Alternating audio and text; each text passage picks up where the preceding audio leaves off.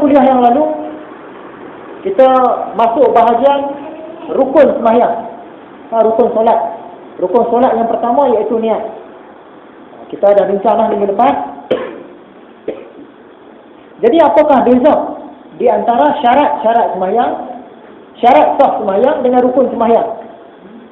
Apa bezanya? Syarat sembahyang ni kena buat sebelum sembahyang. Contoh dia tutup aurat. Tutup aurat sebelum sembahyang kena buat dah.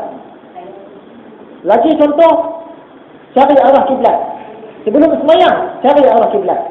Bukan kita dah angkat takbir dah baru duk cari kiblat belah mana. Jelas pusing. Cari arah kiblat dulu baru boleh sembahyang.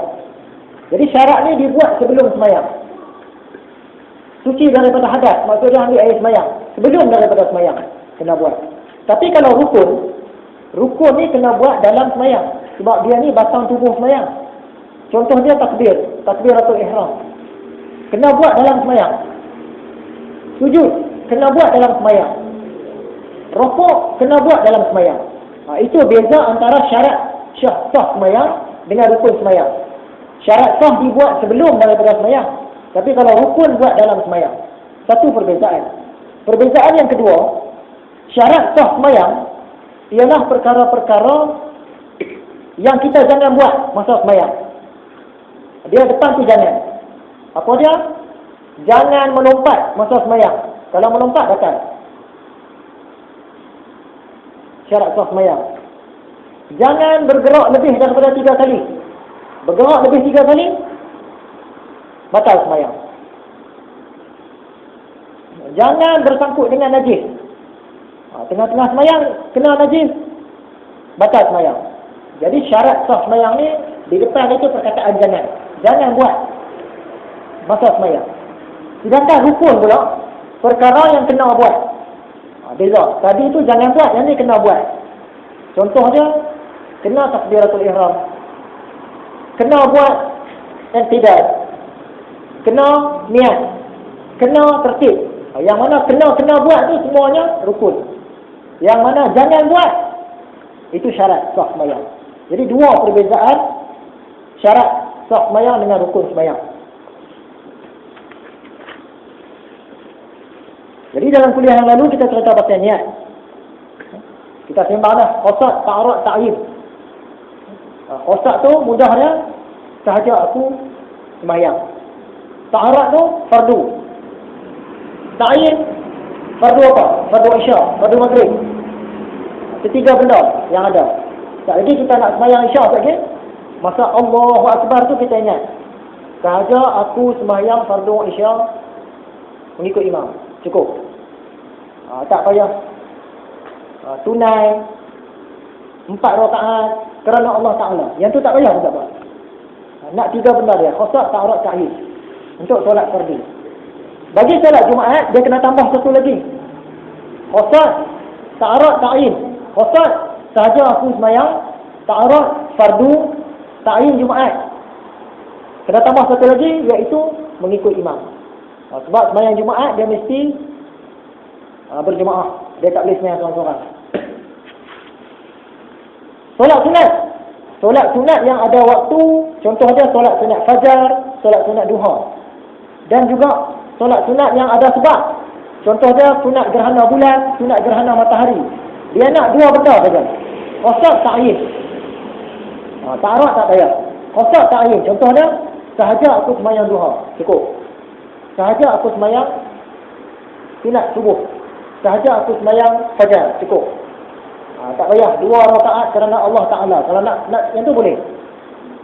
Tapi cukup 2. Satu lagi sunat mutlak. Sembahyang sunat mutlak. Saja-saja kita nak sembahyang.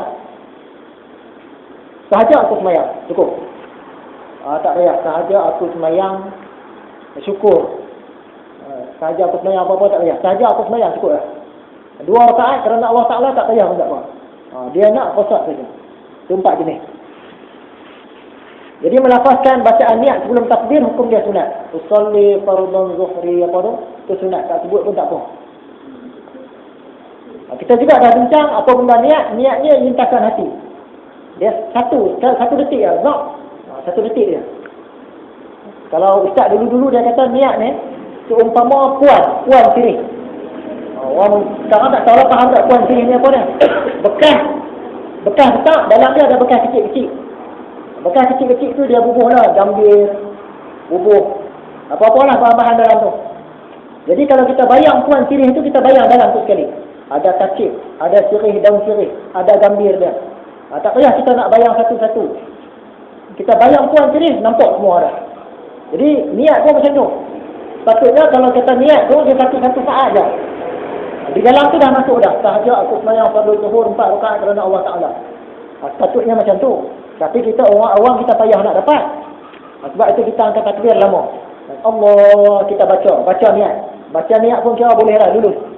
Tahajud aku semayang fardhu zuhur 4 rakaat mengikut imam kerana Allah Ta'ala. Allahu Akbar. Boleh lah. Bagi orang awam.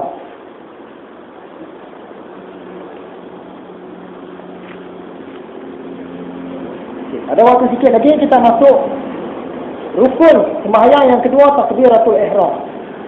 Kenapa dinamakan takbiratul ihram? Kenapa dinamakan takbiratul ihram? Takbir kita tahulah, Allahu Akbar. Takbiratul ihram. Ihram tu sebab dia ni mengharamkan. Takbir yang mengharamkan. Dia haramkan apa? Haramkan benda-benda yang asalnya kita boleh buat, tapi lepas tu tak boleh buat. Contoh dia makan. Sebelum kita takbiratul ihram, Allahu Akbar, kita boleh makan. Lepas takbir, tak boleh makan lah. Kalau makan, batal sembahyang. Dia mengharamkan benda. Mengharamkan apa yang orang puasa tak boleh buat. Kan masa puasa kita tak boleh minum. Jadi masa sembahyang pun tak boleh minum. Angkat takbir saja tak boleh minum dah lepas tu. Kalau minum juga, batal sembahyang. Sebelum sembahyang, boleh lompat. Lompat kijang ke, lompat zebra, lompat apa pun lompat lah. Tapi bila angkat takbirnya, Allahu Akbar, tak boleh lompat dah. Kalau lompat, batal sembahyang. Itu sebab dinamakan takbiratul ihram. Jadi hari ni kita faham lah kenapa disebut takbiratul ihram. Dia ni satu takbir yang mengharamkan benda-benda yang sebelum tu boleh buat, lepas tu tak boleh buat dah. Haram. Jadi niat nak letak di mana? Niat ni sepatutnya dia bermula daripada Allahu Akbar. Sampailah Allahu Akbar penuh. Yang tu yang terbaik. Tapi kalau tak dapat sebahagian pun jadilah. Masa kita sebut Allahu Akbar, pada mana-mana bahagian tu kalau kena niat kita sah dah. Jangan kita Allahu Akbar, kita tak niat apa-apa, tak sah. Mengikut mazhab Syafi'i. Kalau mengikut mazhab lain sah. Ada rumah dia niat dah aku nak pergi sembahyang. Cukup. Sekejap lagi dia main, dia takbir Allahu Akbar. Kejap ada takbir. Tak macam kita. Kita faham Allah sebab nak baca niatnya. Dia Allahu Akbar. Sebab dia niat dia rumah dah nak sembahyang. Itu mazhab lain. Mazhab Syafi'i dia kena niat masa tu. Masa tu kena niat dah.